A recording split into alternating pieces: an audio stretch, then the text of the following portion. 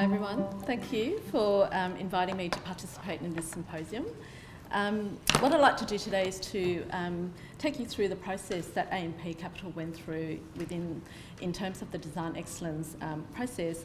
And it was the first time that we embarked on this process, so it's quite a big sort of learning curve. There were some challenges along the way, and I think in terms of looking at the topic of the discussion today around the needs, the challenges and the constraints, we very early on worked out the need that we had in terms of us having been in that Circular Quay site for many years, that we really wanted to leave a good legacy, a positive legacy in the city.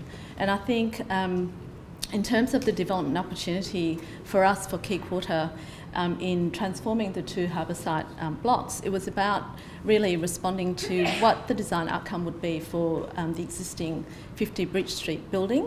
And then also behind Customs House, we've got three 1970s commercial office building which we wanted to turn into a mixed-use project.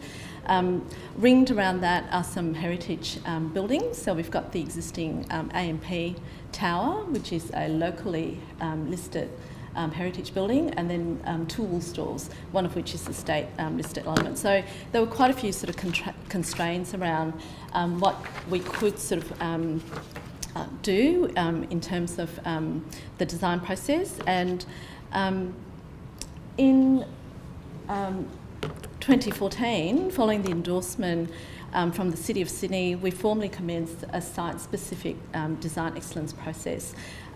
We had secured approvals for a DCP envelope, which in itself also provided some constraints around the built form. So there were two parts to this process. The first one was the International Design Competition, which we commenced in early April. And we selected 6 candidates whose name are up on the slide there. So 3XN out of Copenhagen, who is the winner, who was and is the design architect for the 50 Bridge Street building. FMJT, Ingenhoven partnering with Architects, Morphosis, MVRDV and Sana. And the brief for these candidates included a master plan for the whole precinct, and it's interesting to hear earlier on the discussion around master planning for sites, a detailed design concept for the new office tower, and a preliminary set of design guidelines for the new buildings in the Young Loftus Street site. Following the international design competition, we also ran an expression of interest for the Young Loftus Street site to include younger emerging Australian architects to respond to our brief. So we've selected SJB, Make Architecture, Sylvester Fuller and Carter Williamson for the mixed-use precinct. And in terms of diversity, we believe that we've actually come up with a good set of designs for the buildings, as well as the public domain to respond to the site. So I'll just quickly flick through some slides for some of the candidates that we invited to respond to the tower, and I'll talk through some of the elements. So the development opportunity represented a once-in-a-lifetime opportunity for us to develop the two sites and act as a catalyst for the renewal of Circular Quay. And I think that in itself drove the need for us to ensure that there was design excellence for the two sites. The owners are committed to achieving design excellence also because it's AMP's global headquarters, and we have been in the precinct for more than 50 years. The international design competition ran for 12 weeks, which I believe is quite unusual for the process. And we had technical teams, and we were guided by our consultants in terms of how the process sort of ran. And as you can see, as I flick through the slides, the candidates were actually quite a mixed bag of, in terms of their design, not only their design that they produce, but also the expertise that they bring, because it was not only about responding to a tower design, but also the lower sort of scale buildings and the public domain. We wanted to invite quite a wide sort of, I suppose, group of candidates.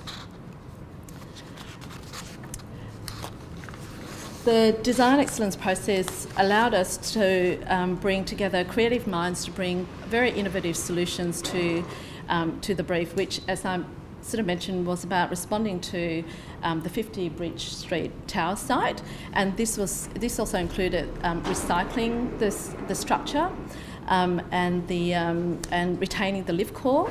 And the other constraints were around the site-specific DCP envelopes for the tower and the Young and Loftus Street site, which includes respecting some key public open spaces. These included the First Government House site, which is the Museum of Sydney Plaza, Macquarie Place Park and Botanic Gardens. So the jury of 6 members selected 3XN as the winner for the tower design. And on the Young Loftus Street site, the design includes 3 new residential buildings with retail and some commercial office space. The Loftus Lane, which runs behind Customs House, will have integrated basements for car parking below, so we are able to pedestrianise that laneway. And the buildings are kept to a very low scale to respond to the urban design that is on the Macquarie Place Park side of our site. So the design excellence process really allowed us to explore and consider built forms that best respond to this important site that we have. The 2 blocks will be connected with new laneways and through-site links, and the design excellence through the master plan for the site not only addressed the architecture for the buildings, but also the public domain improvements. Hinchcliffe House will be a state-listed wool store, will be adapted for reuse, and so the process not only delivered for the project creative designs, but also innovative solutions to connect the 2 sites. It's allowed us to take to market a very unique product for the tower, but also for the new apartment buildings. And although we would say that the process was challenging and hard at times, it's been very rewarding for AMP, and I think a good outcome for the city. So while historically both blocks would have been seen as individual development sites, the process has allowed us to come up with new buildings that contrast and complement each other. And as you can see in this slide, the tower responds to a city skyline, and then the Young Loftus Street site buildings then responds to the existing urban fabric that's part of the Loftus Street and Macquarie Place Park. Thank